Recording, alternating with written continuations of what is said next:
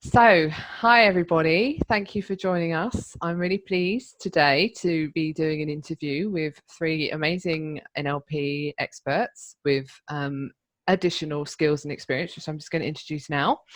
So, we have with us today Dr. Phil Parker, who has a PhD in psychology of health, is a Master Trainer of NLP and the designer of the Lightning Process seminars. And Phil, I understand you've coached at the highest level, including Premier footballers, the European Tour golfers, the British Olympic medical team, and was the performance psychologist of Ed Stafford's successful Guinness World Record attempt to walk the Amazon. That's amazing. Welcome. Thank you very much. Christiane is a licensed master practitioner and trainer of NLP in the US and is a certified wingwave coach. And Christiane is a valued member of the trainer assistant for the Dr. Richard Bandler's training events.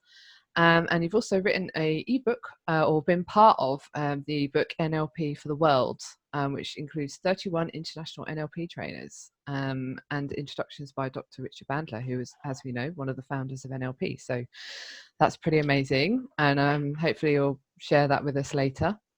And welcome Robbie, who's the founder of the NLP School in London. And NLP Master Trainer and ICF Accredited Coach. So thank you for joining us today. And the theme really was to just kind of, obviously we're in very challenging circumstances, we're in very uncertain times, and there's a lot of people out there kind of freaking out a bit, feeling really uncertain about where their future is, what's going to happen, have they got a job, are they going to catch a virus? What's life going to be like, after this, whatever normal looks like. And I just thought it would be really helpful for, for us to sort of help guide these people and give them some expert advice and some great resources. So I'm just going to start with you, Robbie. What do you think the impact is of constant bombardment of negativity and fear-mongering having on people?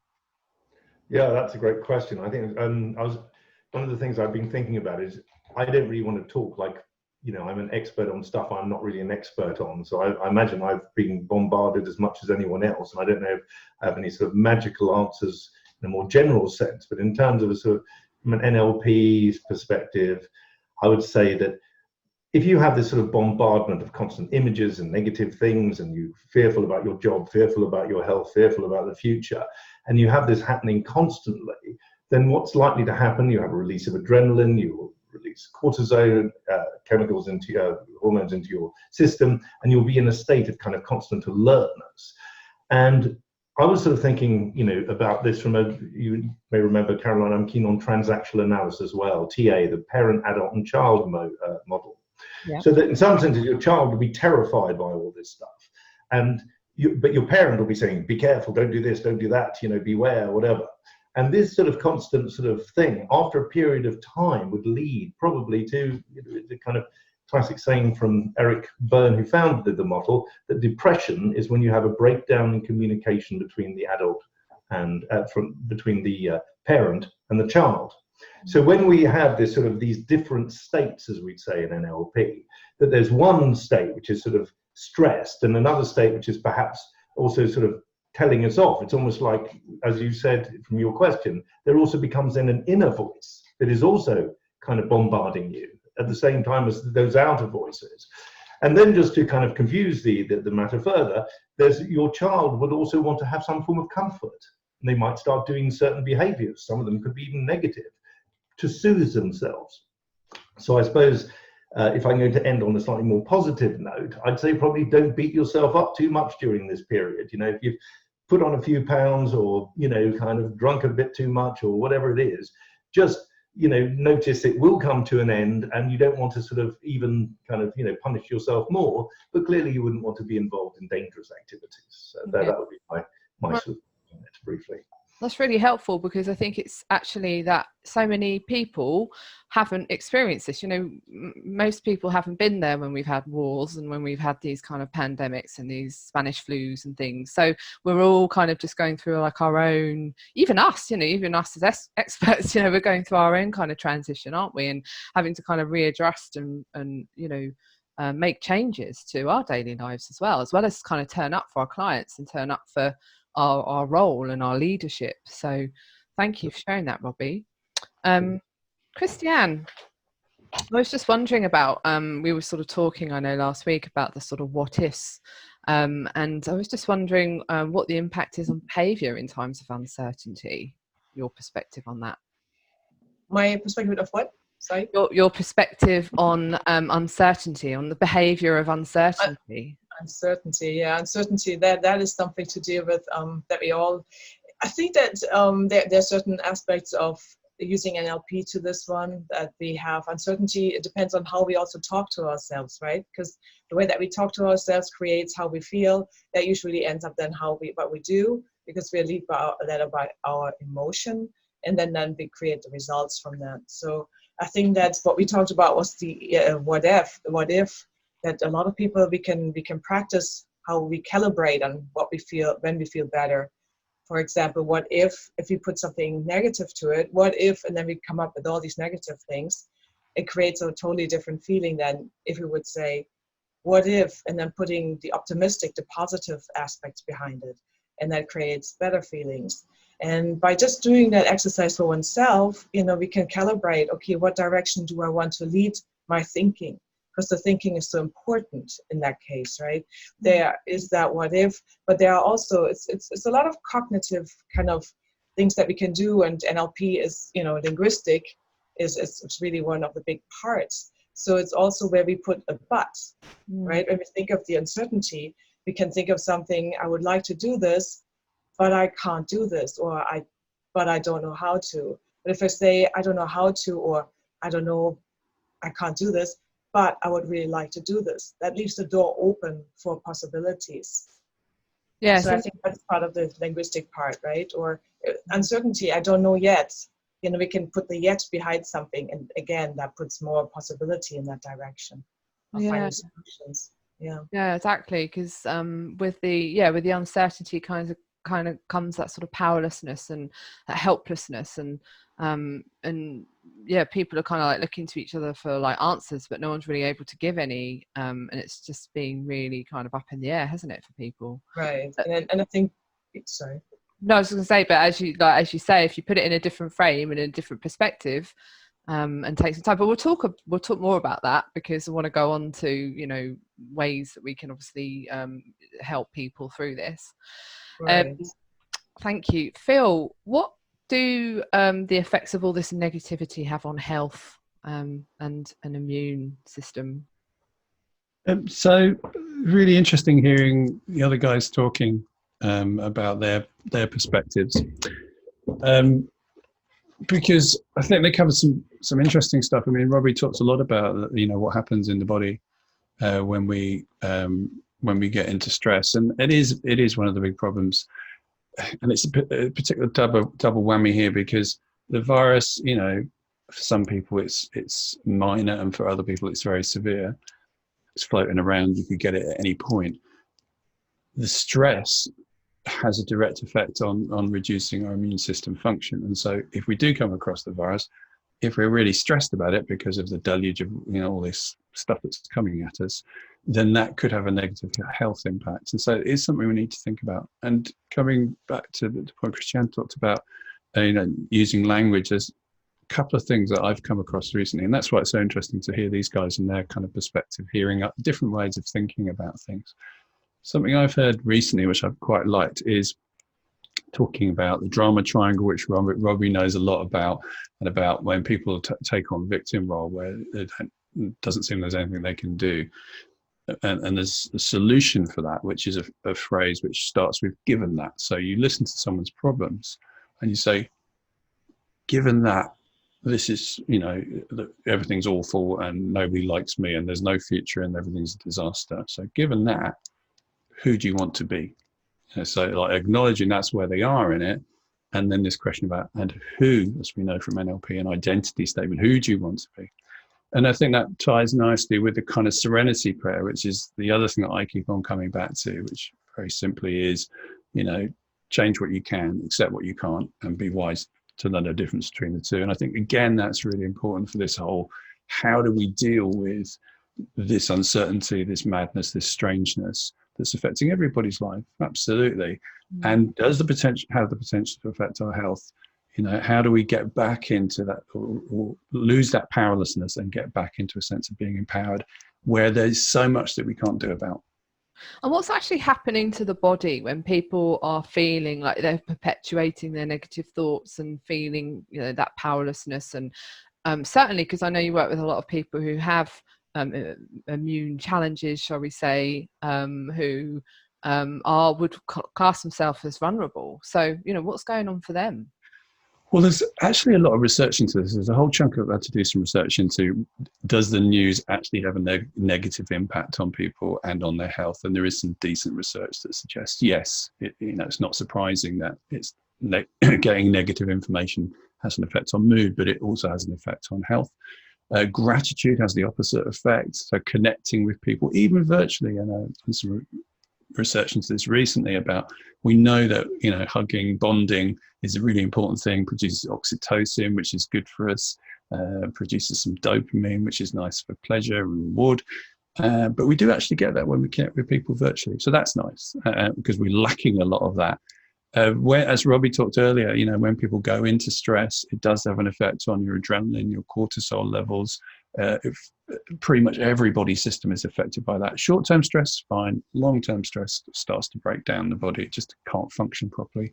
And then also the constant exposure to repetitive stimuli like virus, stress, death tolls.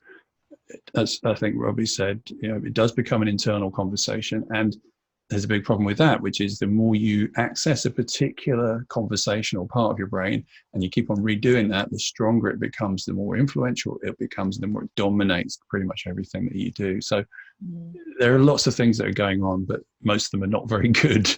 And we need to think, okay, what can we do to balance some of this out?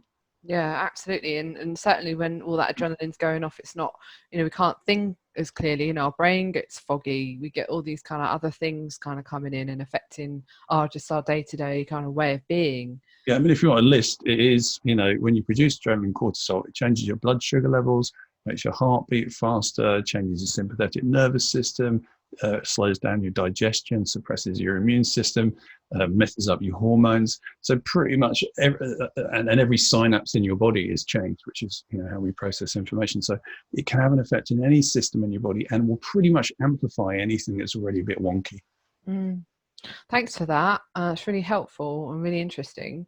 Robbie, I was wanting to just come to you because you mentioned about children, and I think that's actually something that would be worth just kind of exploring a little bit about, you know, what's going on for children, or have you got any advice that you could give for parents that could be watching this who have children who are kind of going through this?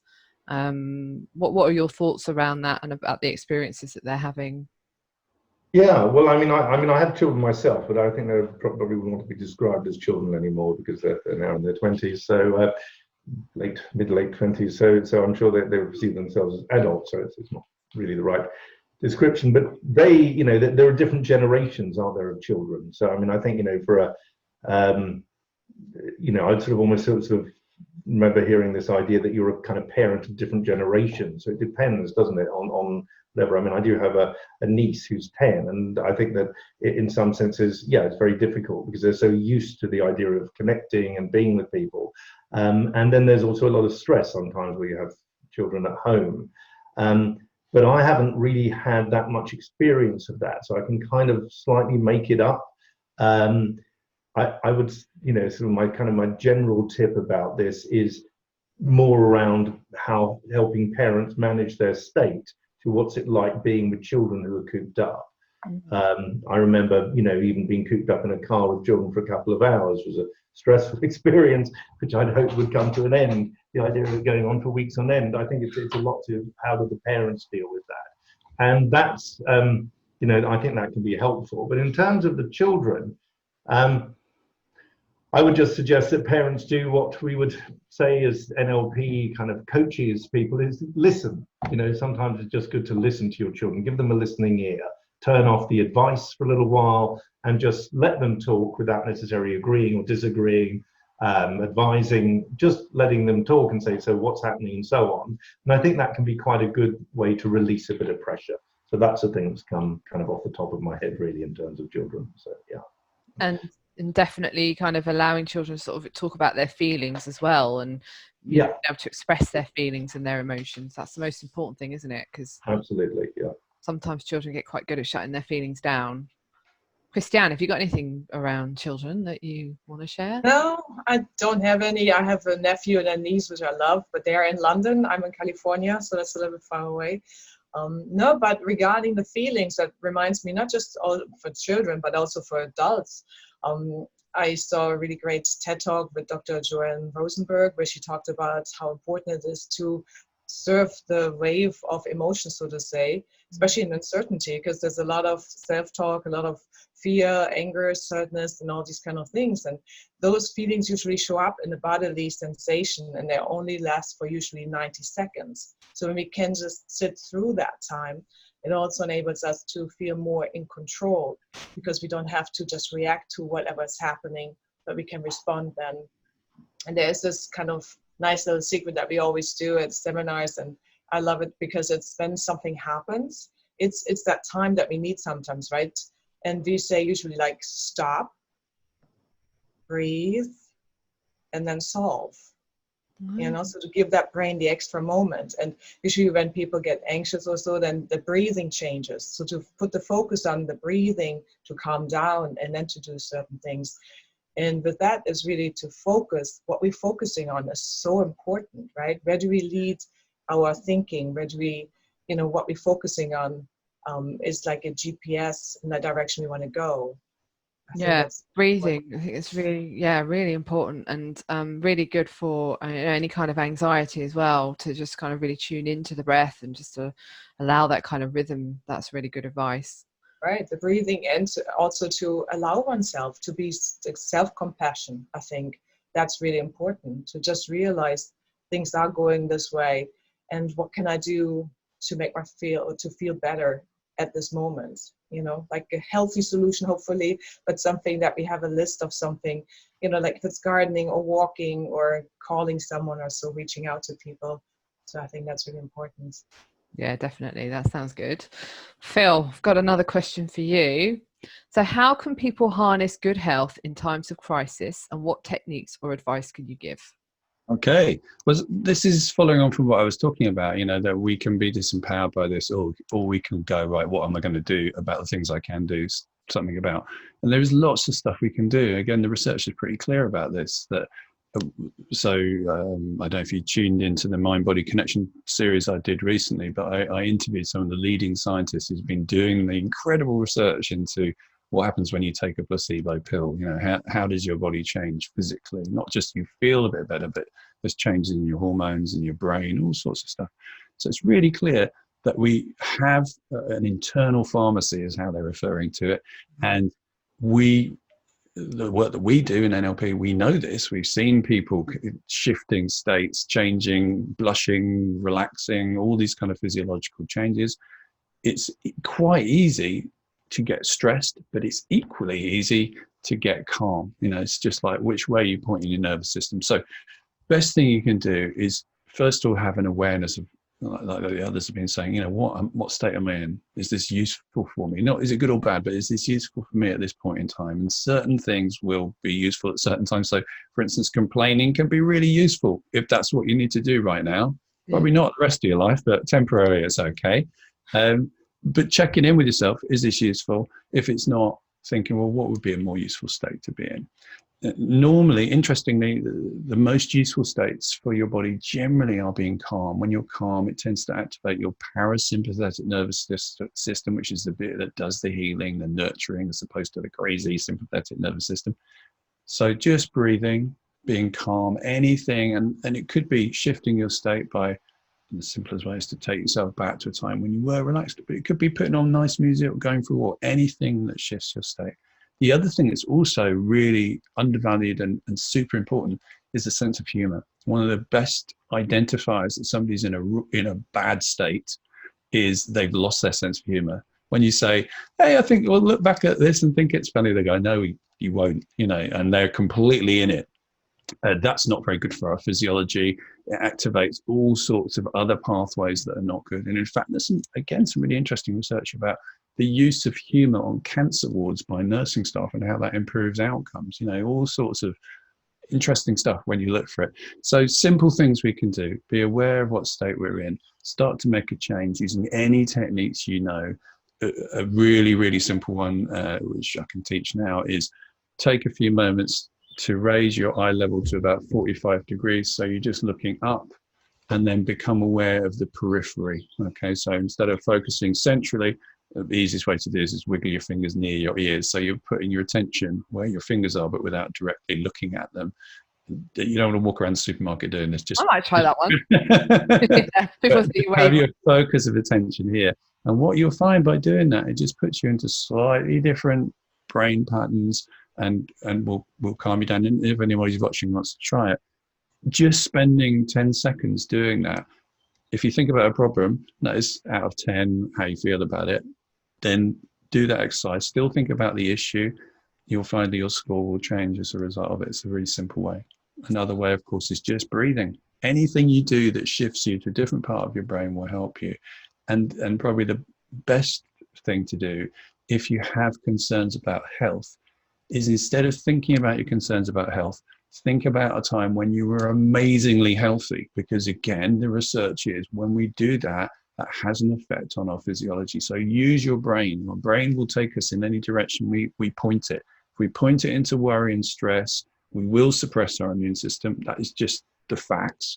If we take it into happiness, wellness, optimism, gratitude, being present, it will have a positive effect. Again, there's some great research by Rich Davison, who did some stuff on prolonged meditators, that they have a changed immune system as a result of meditating compared to non-meditators. So there is lots of stuff out there that we can do that's quite simple, that will help us to kind of bat away some of this stuff that's coming at us. It's really helpful advice, and I think people, don't put enough time to their mind health. We're quite good at sort of maybe going out and doing exercise, and maybe we have smoothies and put good food in our body, but actually mind health is that should be a daily practice. Everyone should be sort of taking time to breathe, taking time to be present, taking time to like say visualize, set an intention for the day. How do I want my day to go? I find that really powerful myself. But yeah, visualization and seeing yourself in good health. Brilliant. Thank you. Christiane, how can people become more resilient? I know you've got some awesome techniques that you were going to share. Well, I think for me, the resilience has a lot to do with self-awareness, right? So first of all, where we're focusing on, what we're thinking about, what kind of tonality we're using, all these kind of the thinking parts, the talking, then also, of course, what kind of pictures we're making, what we're visualizing, right? What Phil said already. So if you're visualizing something positive, like a positive outcome, and optimistic, I want to make a difference between optimistic and positive. Positive is usually like everything is good, where optimistic is more like, it's more realistic, but it has a hopeful outlook. That's why I would like to make a difference there. But definitely something that if we see things happening in a positive, what we're shining our brain basically with a flashlight in the right direction, so that in a positive direction, because our brain wants to find the confirmation of what we're thinking, what we're focusing on, right? So that's important. And and then our feelings. And I think really it's about self-awareness, to notice what we're doing, noticing what we notice, and then to respond instead of reacting, taking that time to learn what we can say better, or whose voice is it really that I'm listening to, right? Do I want to change that? Is that really mine? Or according to whom do I believe this, right? What's out there? What am I listening to? Really putting the emphasis on also what's in our control, right? Especially in times of uncertainty. We need to look at what is my control, what can I really influence here? To focus on these kind of things, and then to reach out to people, because we might be surprised how willing people are to help, and then to listen. If we are not getting anywhere, to find out their strategy, how they're dealing with it, and to implement that and to follow that. And I think that's really important, because it's the connection that's so important. Yeah, but luckily we have Zoom nowadays. How lucky are we with technology? Like across the pond, basically, right? I'm talking now to England, in California, and I can see everyone. I was like, isn't that amazing? So I think this is something that really kind of putting the focus on what we can do, what we have, and then also self-love. Self-compassion with oneself, noticing, I'm not doing so good, taking a step back and reframing situations, right? That's, I think, important to see. I heard great reframes from people saying this is a time, especially for COVID, this is a time of reset. This is a time to learn and to grow. Some people say this is a time to have more leisure time and to do the things that they would like to do or spend more time with family, to find a different meaning in it. Right, because we always search for the meaning, and I think that's great. Big fan of reframing, definitely, and I think you made a really good point about, well, who said that you have to worry this way or worry that way? I think there's so much speculation, there's so many different perspectives. I mean, personally, I don't watch the news anymore because it's so easy to kind of get caught up with the what ifs. Negative, what might happen, this could happen, that could happen, and then suddenly you kind of getting taken away into this sort of what could happen thing, which really is just fear-based, and it's just it's so important to just kind of be aware of actually, where's that fear coming from? Is that my fear, or is that my fear of my friend? Is it the fear of the media? And just kind of tuning in and checking in with yourself. Is that coming from me, or is that coming from someone else? Right. If I may add that, because even though that we have all the NLP skills, I must admit I was quite okay with all the uncertainty about the virus. But then when we had this happening with George Floyd, and also in LA, we had a lot of violence happening, and overall that was a violent situation. And I must admit that triggered some kind of emotions in me too. So it was really that moment that I noticed that how important self-love and compassion is when those kind of things happen, to just say we're just humans, just taking a step back and to really taking care of oneself. Like they always say on the airplane, right? Take the oxygen mask first. Yeah. Before we do something else. And I think sometimes that is important, Definitely. Yeah. There was something about content and process that I thought was probably worth sort of covering for people who are watching this. Is one of the kind of key principles in NLP is moving from a sort of content, a kind of narrative, which I think Phil talked about quite a bit, is that idea of the drama triangle, the news stories, the kind of victim mindset, and all of those sort of things. And in NLP, we say we want to move over the process. What is actually going on behind that story? What's happening neurologically? What's happening? How do you do it? And kind of, if I was to say what was special about NLP, is this sense of moving from the what to the how. And the how is, how do you manage to upset yourself? You repeat a negative story that might involve certain internal pictures, certain internal words. Certainly we're interested in the sort of language you're using.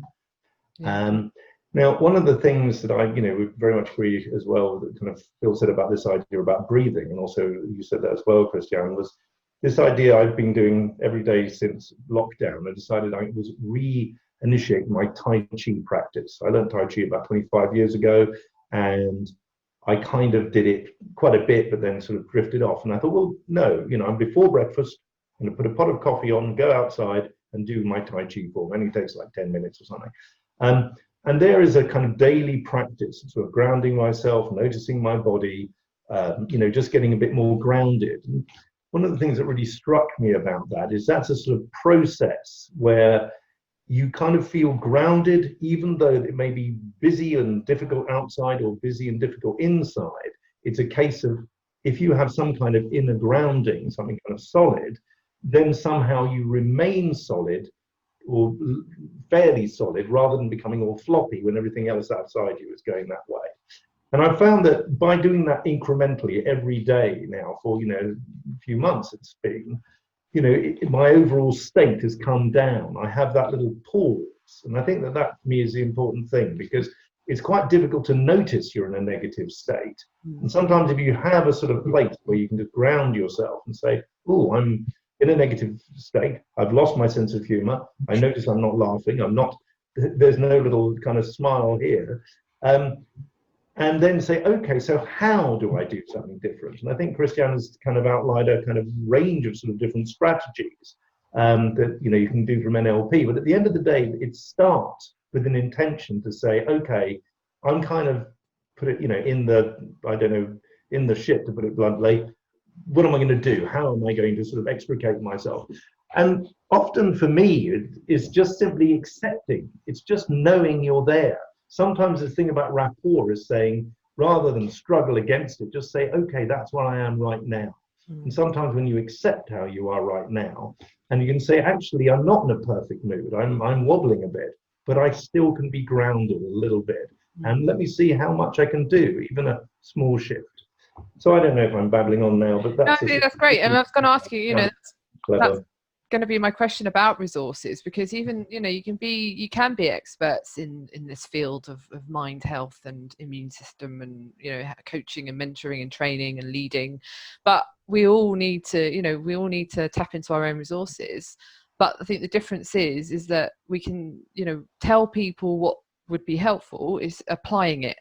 And I think that's the thing when you sort of are working in this field, or for people who kind of make that as part of a daily practice, it is about making it part of a daily practice. And rather than just kind of listening to something, oh, that sounds interesting, actually apply it, because it will make a difference. And that is tapping into your inner resources, isn't it? It's just like you were saying, you had to kind of find, what were those resources for you, and apply those every day. And that's helped you to, move through this in your own way. So applying something is just as important as listening and hearing, but to actually act it and get it into the body and get it into the muscle is part of that too. While we're talking about resources, then Phil, what kind of resources do you use for you? How have you navigated your way through these times? I've done my normal thing of drinking a lot. No, what I've been doing. It's not completely untrue. I think partly it's just as Robbie said, the awareness of what state you're in. That's the kind of the most important thing out of everything. Is like, where are you? Who am I being? Is this who I want to be? Is this how I want to deal with it? That's the first thing, and just having that as a kind of starting point. If you find yourself bent out of shape, as we do in all sorts of different ways, being aware of it and then doing whatever techniques we need. So I bake every day because I really enjoy making sourdough bread, and I'm good at it, and we have fresh bread every day, and that's a nice thing that I do every day. So you can be practical things like that, things that bring you joy. But again, the simplest thing is to have a good access to moments that you can reconnect with that ground you back into. So, one of the sounds I love is the sound of heavy rain on a window or a tent or something like that. I don't like getting wet, but I like being warm inside whilst that's happening. So if I just spend a few moments really connecting with what that sounds like and what that feels like, I can feel my physiology changing. For other people, they really love going on a beach and being on that beach, really connecting with that, with all the skills that we know. And it might be useful, I don't know, on this call, to do one of those things where we guide people through. We've got enough voices, we could share the words quite easily and make it a multiple induction to help people into the state of their choosing, because everybody will have a different place to go and multiple places to go. But spending a bit of time connecting into that. I wanted to just, something somebody said, remind me of the news. A couple of things. One of the things about the news is it does that. It takes us to a place, but not a good place. So the news now, there's a famous quote like they said, what was the news headlines in 1956, November the 11th or something? And then the announcer came on and said, today there is no news, because nothing had really happened. That never happens anymore. They go out and they find something to fill that half an hour.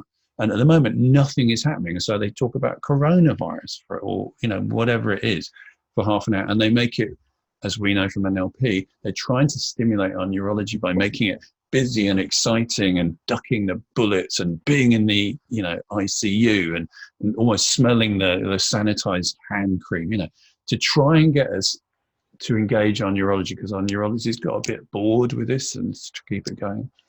So we want to watch out for that. That's not good. Switch it off. And the other thing, of course, is this guy. This is designed specifically to take up the most valuable piece of our neurological real estate. We know from submodalities and NLP, anything you have here, you'll pay attention to, whether it's a spider running towards you or a lovely steak, if that's your thing. So this piece is really important. The other thing we know from submodalities, I hope this isn't too jargony, I assume people have some knowledge of NLP, so the fine qualities of images and sounds that we have is if something's bright, it gets our attention. If it's moving, it gets our attention. Well, what does the phone do all the time? It's in this place, we point it at our most valuable piece of real estate, and then it's bright and shiny and moves all the time. And the other thing I was reading about was about Facebook. I don't know if it was Facebook, but somebody invented what's called the endless page. So normally in a document, you get to the end of the document. If you scroll through Facebook, Instagram, there is no end. You can scroll forever. Yeah. And they learnt that from the casinos. So in casinos, the most lucrative part of the casinos, anyone know what it is? Robbie will know this. Slot machines, yeah, which are probably the most boring thing, but that's where they want people.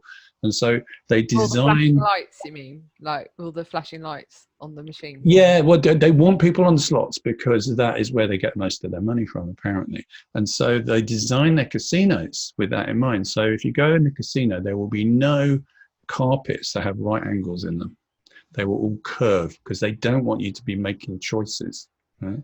Like, do I go left or right? They don't want you to be thinking about choice. They want to be leading you towards the slot machine, where you can just sit there and they'll bring drinks to you and do whatever to keep you there as much as they can. Phil, I mean, just as a sort of minor joke, if we're trying to give a bit of humour, maybe you've come up with a business idea, a little handle that you could have beside your machine just to page through Facebook or Instagram feed. You could make a fortune. It came out on Caroline's thing today. So there we are. Let's talk later. That's it. Put a painting on that quickly. Yeah, exactly. Oh, that's really interesting. And I heard in LA they're like all underground. All the casinos. I don't know if that's true, but I went to LA. I'll tell you a little story that Shelley told me. So there's this casino in Las Vegas, which is called the Paris Hotel, and you come out of the elevators and you go into the gaming floor, and it's designed to look and feel like Paris at twilight, right? So it's got trees and the ceiling is painted. You can't really see it's a ceiling. It feels, and the lighting is just so, and the birds tweet, and it must have some psychological impact in your feeling of wanting to give money or gambling. That's why they did it. And it's quite weird. So you come out of this hotel elevator, you walk out, and you're like, I'm in Paris. And Shelley was saying she went to there, and she went to have some food in their restaurants around the gaming area. And the waitress said, would you like a table outside or inside? She was like, they're both inside. But they were trying to convince people that you completely get into this illusion of this unreal world that you engage in. And the phone does exactly the same thing. It's all about trying to get our neurology twinkling and awakening. And nothing wrong with that, as long as we're at some point in charge of which bits of our neurology are waking, and they're the ones that are taking us in a good direction of our choosing, rather than a negative one or one of somebody else's choosing. Definitely. And obviously all the dopamine hits that you get as well whenever a WhatsApp message comes through or whatever, and time away from the phone. That's excellent advice. I'm all for that. And breaks away from the phone, breaks away from the computer, and being in nature more. But Christiane, is there any resources you would like to personally share that you've been finding useful during these times?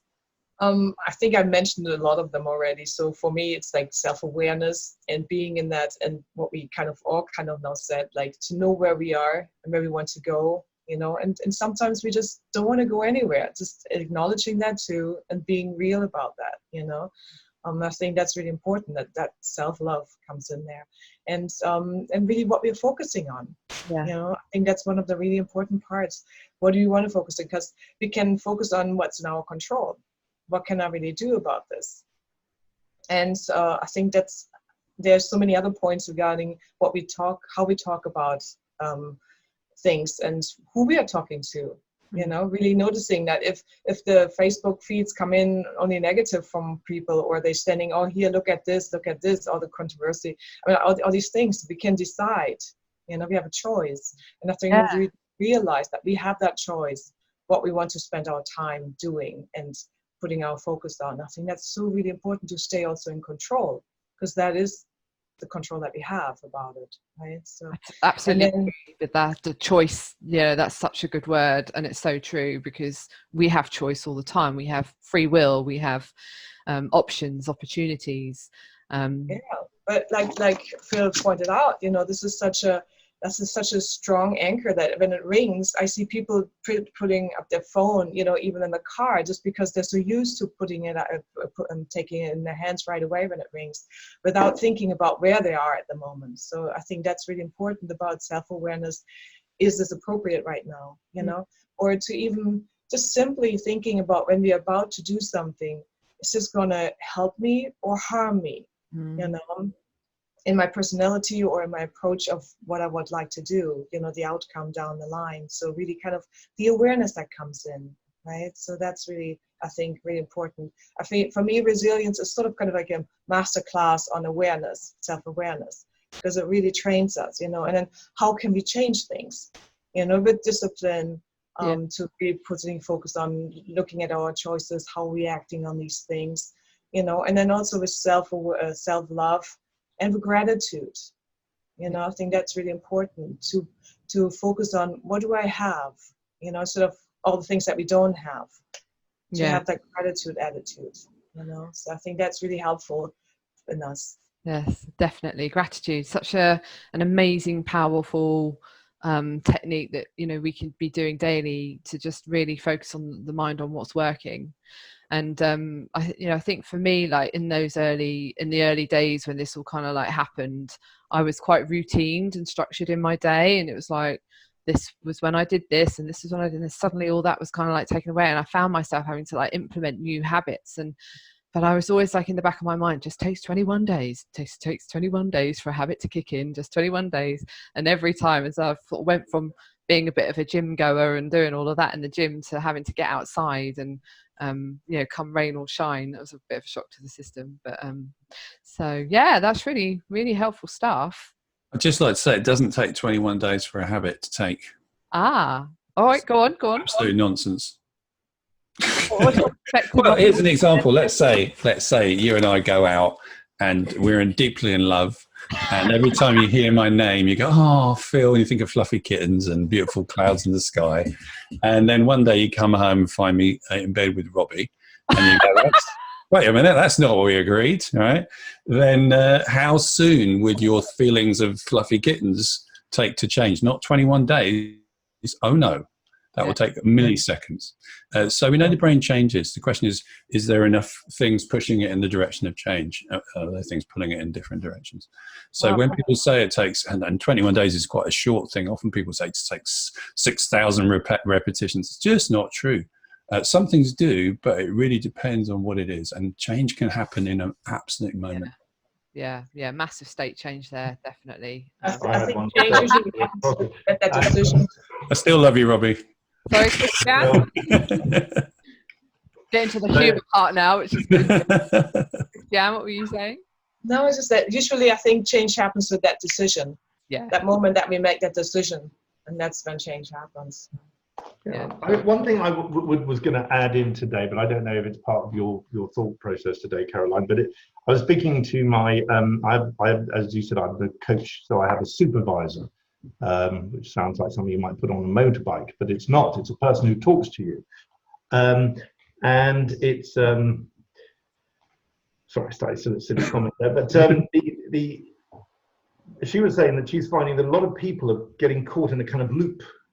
You know, that you know, like this happened, so I did that and it didn't work, and it's still not fixed, and I did this and it didn't work, and they're kind of like going round until, you know, kind of a tip was, there comes a point where once you've tried a certain number of things, maybe you've just got to let go of that thing and move on to something else, which is a kind of an interesting one.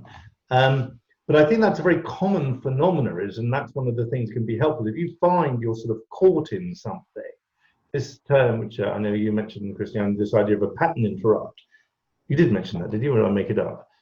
No, I think I mentioned that along the way. But I'm sure you did. Yeah, I'm just so how do you, that can be a really useful thing, is do you notice you're stuck in a repeated cycle? You've done all the strategies, you know, you've tried this, you tried that, you tried the other, nothing worked. Okay, well then maybe you have to accept that that's the situation and just sort of move on, rather than kind of be caught, I've got to go round and round and fix it.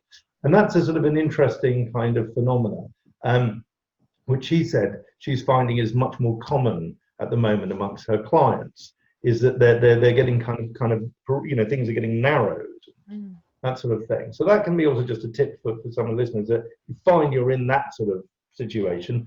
Sometimes I was thinking again what Christiane said about the implication of the idea of influence and control. There's some things you have control over, but mainly you have influence.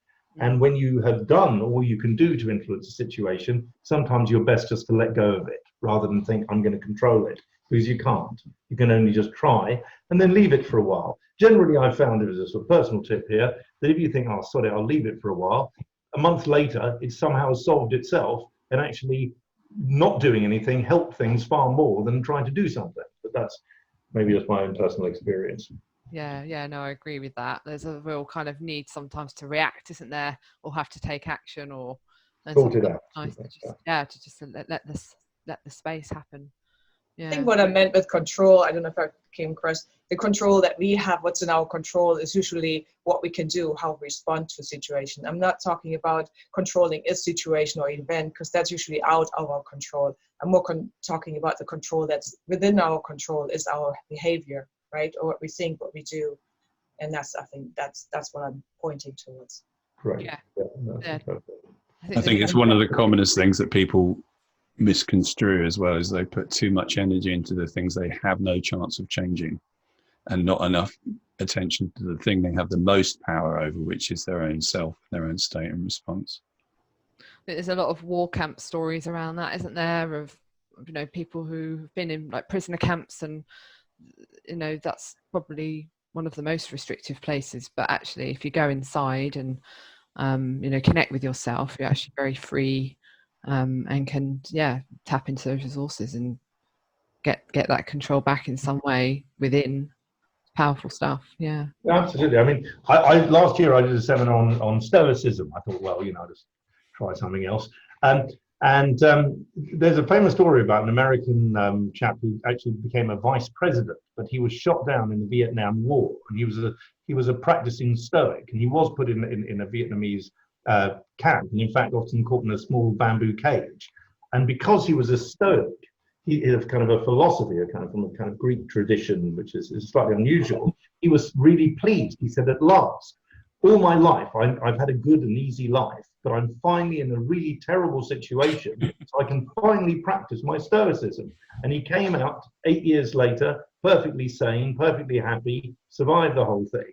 So in some senses, it's a kind of different attitude of saying, you know, what about seeing this period as a time to say, okay, this is a challenge which unlikely, as you said, people generally in our generation won't have experienced anything like this. Wars are outside of our memory, depending what country you live in, of course, but I think that's a general truth. So yeah, I mean, it's a sort of exciting time to see how do you deal with adversity. It's kind of an interesting, kind of different, like a reframe, effectively. Yeah.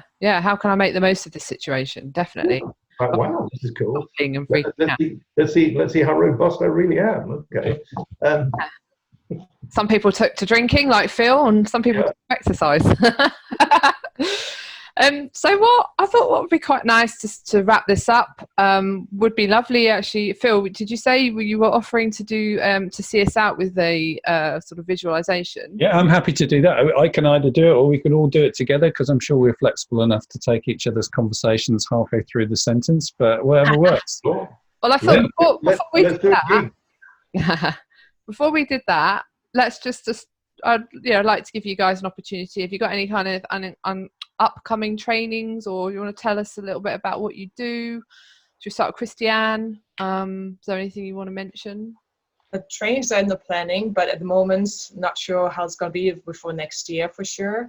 And well, at the moment, I would like to offer, we put this on the YouTube channel, I think the ebook, the NLP for the World free ebook, with 31 coaches or trainers, trainers and master trainers from the Society of NLP, forward with Dr. Richard Bandler and John Laval. So we're happy to share that so that people can download it from there. Wonderful. And, yeah. That'd be amazing. Thank you. Okay, and Phil? So currently the Lightning Process, which is our kind of flagship seminar that's for helping people get over chronic illness, applying the science of the mind-body connection, is now available online for the first time in decades as a result of the coronavirus, which is great news. This is one of those things Robbie was talking about, an opportunity that comes from a strange situation. So it means that people in different countries who previously couldn't access it, get access to it. People who are in their homes too ill to travel can also get it, which makes life a bit easier. And we are still running our NLP trainings, but we're moving them online as well. So if you want to find out more about that, go to philparker.org. I will be putting the links in below, by the way, as well, with the additional information. So thank you. Robbie? Well, a few things happening with me. My website is nlpschool.com. So like Phil, I've come up with a online learning. It's in beta testing this week, so it should be launched the next, we've got actually the 3rd of July, we're going to launch, when I'm doing a little webinar. So if anybody wants to find me, I'm doing a webinar. You can go to nlpschool.com. It's a free one on that day. And yes, the idea of professional coaching certification, I've called it professional NLP coaching certification. And I think there are many people, if they want to learn to be a coach, or if they're NLP trained and they want to learn how to coach professionally, or if they're a coach and they want to learn how to use NLP in their coaching, or whatever, I've sort of created that, and that's been kind of quite a big endeavor, new opportunity. And I'm involved in some stuff over the next couple of months, which you can tune into. So there is, I suppose you'd have to be French for this, but I'm doing one at the NLP Association in France next week. I'm doing the one in India next month. I'm doing NLP University, Robert Dilt's doing a practitioner training online, and that's in August. So you can go to nlpu.com if you haven't studied practitioner and you want to do that.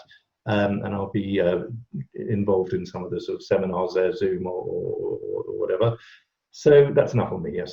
Blah, blah. I mean, who'd have thought that NLP would ever get online? Really, it's incredible, isn't it? It's like the technique I use, Wingwave. We've somehow, it's a very kind of touchy technique, but we've managed to get some of that on. Well, we've managed to get it online for those coaches that are already Wingwave coaches. But yeah, it's been a great opportunity for us to be really creative and innovative, hasn't it, about how we deliver our services and reach more people. And hopefully these are all going to be ways that we can kind of continue to onwards into the future when we finally get back into whatever that is, that normal place of normality.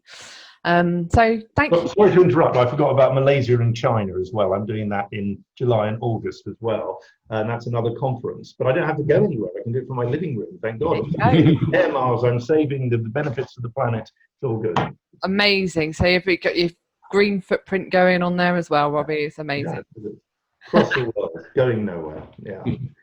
Awesome. Okay, well, Phil's going to see us out. If Robbie, I don't know, Robbie, Christiane, do you want to join in, or should we get Phil to do it? Yeah, I think it'd be nice for Christiane to join in as well, and then you too, Caroline. Let's do a gig. This is the art of. But Phil is the master, so you lead it, and we'll just.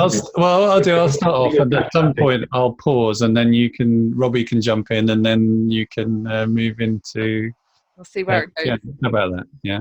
So what I'd recommend you do, obviously, if you're listening to this, then first of all, because it might be relaxing if you choose a relaxing memory, then make sure you're safe while you're doing it. So, not driving a car or anything like that. Do it at an appropriate time.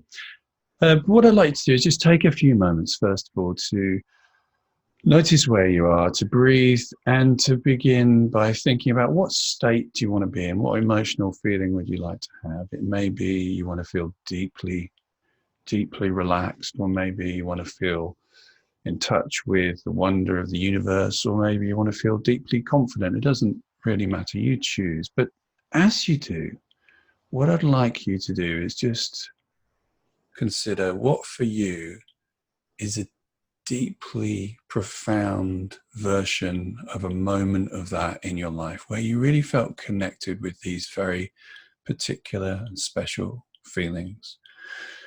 And as you do, just begin to float back in time to that memory. And I don't know if it will be the very first one that comes to your mind out of the hundreds and thousands of moments in your life. But as you do, become even more deeply aware of how it feels to be here now, connecting up with these experiences. So as you're doing that, as you're keep connecting to those experiences, maybe allow yourself to just be as you are right now. You don't need to change anything. You don't need to do anything. All you have to do is accept how you are right now. Because I have a belief, and that is a journey can only begin in one place. And that's at the beginning. And that's the truth of where you are right now. So you may find as you begin to accept how you are right now, and let go of the need to change anything, as you accept, it's nice to just know you are as you are right now. You can allow that to go a bit deeper. And I will hand on to Christiane. While you go deeper and really settle in your body comfortably, and focus nicely, slowly on your breathing. In and out. And really let it flow. Let it naturally happen. And feel comfortable in your body. And then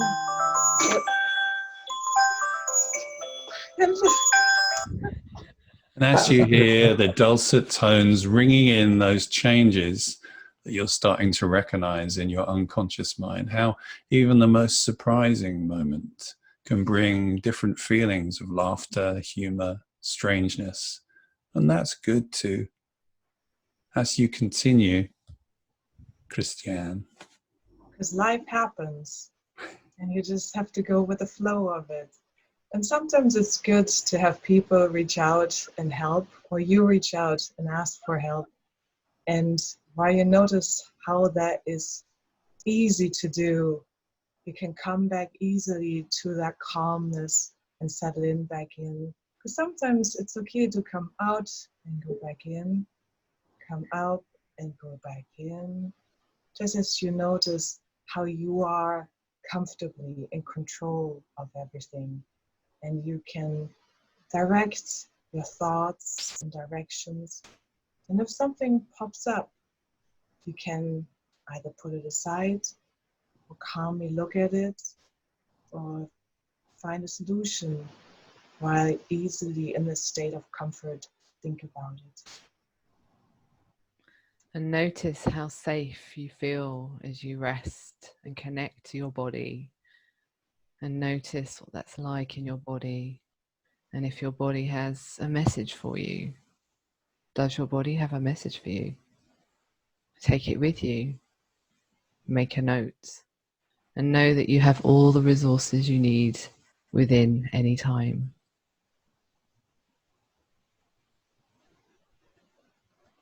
Breath in and out. And so there's so many things that you could and will have learned from this experience, this short but deep perspective of other people's allowance of you to move into different spaces and states, different conversations that have triggered with your thoughts, the interesting experience of seeing Christiane being able to manage a difficult moment and return back into a very settled state in spite of the strangeness of that moment. Maybe there's something important, the most important thing to learn is from that. I don't know, but I know deep inside you already have understood those things that before I even mentioned them, you already thought about on that interesting path that we travel, each and every one of us. But as Robbie said, always beginning somewhere where you are and always ending where you are too now. Oh, that's lovely. Thank you so much. It's been an hour, so maybe we'll let people go and grab a cup of tea and a bite to eat. But thank you so much for joining us today. I hope you've enjoyed the experience. And I will be uploading this to YouTube. So this is Caroline Rushforth, CarolineRushforth.com. And yeah, I'll be putting it on my YouTube channel. I can't even say my own name. I need a glass of wine. That's what it is. And yeah, so I'll put all the information in the link below once uploaded to YouTube. So have a great weekend, guys, and thank you so much. And Thank you. Thank you. Good to meet you. Good to hang out with you, Robbie. Again, good to meet you, Christiane. It's a nice, interesting conversations. Yeah, it was very nice. I really enjoyed it. Nice to see you as well, Phil. We've had a few chats in the past. We'll have more. See you guys soon. Take care now. bye. Bye.